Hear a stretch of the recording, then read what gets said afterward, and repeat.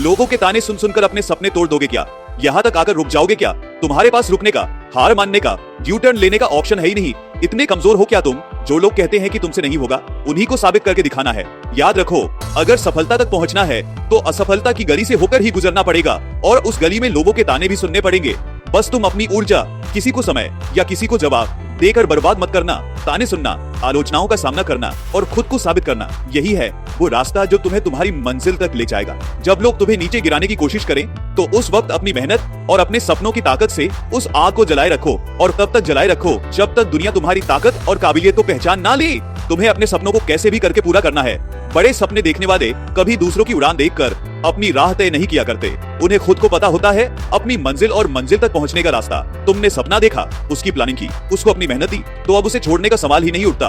दुनिया की कोई ताकत तुम्हारी काबिलियत, तुम्हारे सपने, तुम्हारी ताकत और तुम्हारी हिम्मत नहीं छीन सकती।